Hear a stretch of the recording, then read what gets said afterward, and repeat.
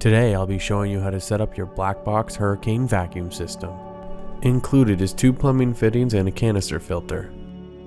Start off by putting Teflon tape around the threads on the 3-inch plumbing fitting. Thread that fitting into the vacuum pump. Now put Teflon tape on the other end of the threads on that plumbing fitting. Grab the canister filter and thread it on to that side of the plumbing fitting.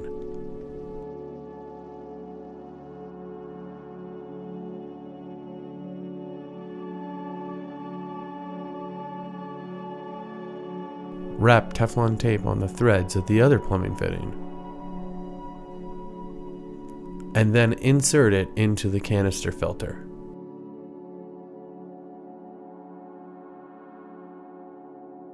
Hand tighten on the plumbing fitting, and then use the entire canister filter to get more torque and to tighten it in further.